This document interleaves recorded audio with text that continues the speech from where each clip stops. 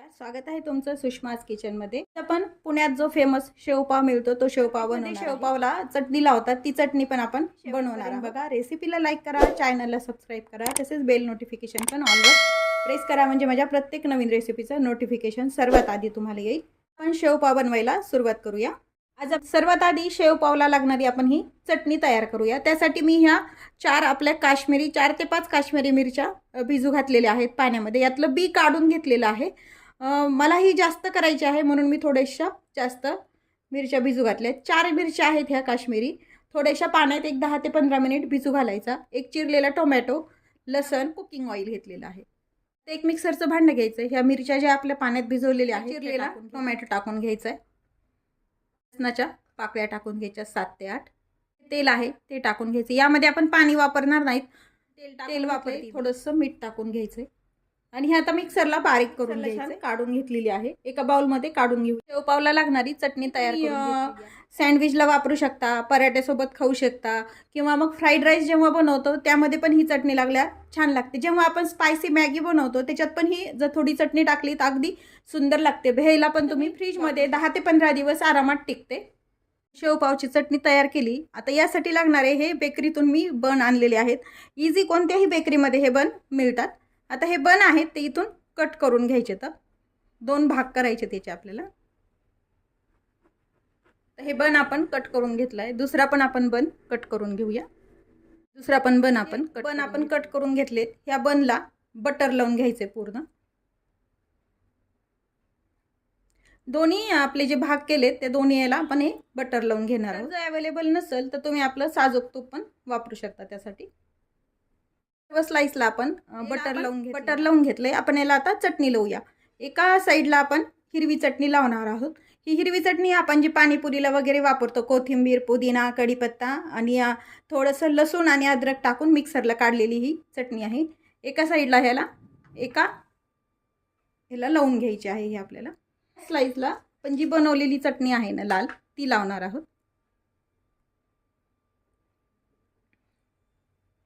स्लाइसला आपण आता जसं याला आपण चटणी लावून घेतली तशीच दोन्ही याला हिरवी आणि याला लाल चटणी लावून घ्यायची आहे.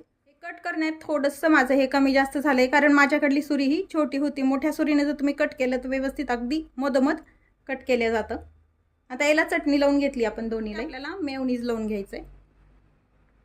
सर्व स्लाइसवरती मी टाकून घेते आणि नंतर लावते, स्प्रेड करते. ठेवलेलं मेयोनीज याच्यावरती स्प्रेड करून घेऊया.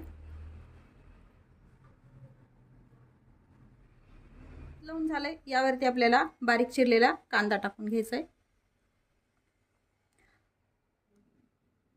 एका स्लाइसवरती हे आपण कांदा वगैरे टाकून घेणार आहोत. काकडीचे काप ठेवून घ्यायचे.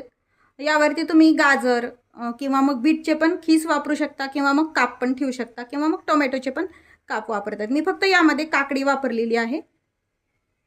दोन्हीवरती आपण हे ठेवून घेतलेलं आहे. आपण थोडासा चाट मसाला टाकून घ्यायचा आहे. त्यावरती आपल्याला चीज खिसून टाकायचं आहे.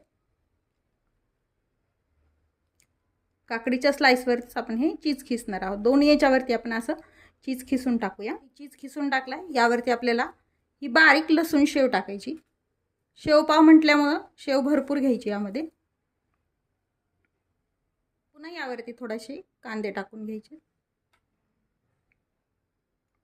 पुन्हा आता मेयोनीज टाकून घ्यायचे. पायपिंग बॅगमध्ये जर हे मेयोनीज टाकलं तर व्यवस्थित टाकलं जातं, पण मी हे असंच टाकून थोडंसं चीज टाकून घ्यायचे. पुन्हा याच्यावरती टोमॅटो केचप टाकून घ्यायचे. पुन्हा थोडीशी शेव टाकून घ्यायची. हे जे शेव वगैरे ठेवले त्यावरती हा दुसरा आपल्याला भाग ठेवून घ्यायचा आहे व थोडंसं दाबून घ्यायचं याला. हे जे शेवपाव बनवलेले आहेत ते थोडेसे आपल्याला शेकून घ्यायचे. त्यासाठी मी पॅन गरम करायला बटर टाकून घ्यायचं.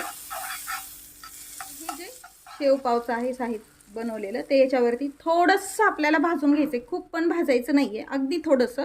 पण आपण थोडं बटर लावून घेऊया. हे जे बनवलेला पाव आहे हे आपण पलटून घ्यायचं आहे.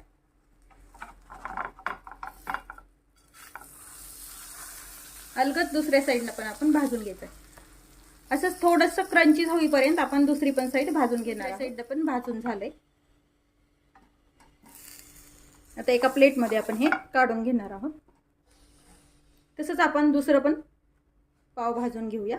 आपण पाव आपला भाजून झालाय, काढून घेऊया. हे दोन्ही शेवपाव भाजून झालेत, कट करून घेऊया.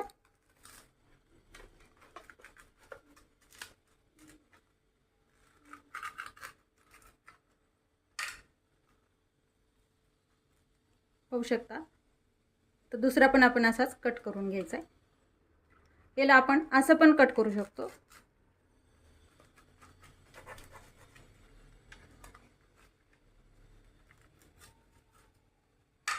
हे आपण कट करून घेतले. आपण पाव आपण कट करतो. तयार आहे आपला शेवपाव. वरतून थोडीशी पुन्हा आपण शेव टाकून घ्यायची. रेसिपी नक्की करून पहा. चॅनलवर नवीन असाल तर चॅनलला सबस्क्राईब करा, लाईक करा, तसेच बेल नोटिफिकेशन पण ऑलवर प्रेस करा, म्हणजे माझ्या प्रत्येक नवीन रेसिपीचं नोटिफिकेशन सर्वात आधी तुम्हाला. रेसिपीसोबत पुन्हा भेटूया. तोपर्यंत बाय बाय. व्हिडिओ पाहिल्याबद्दल खूप धन्यवाद.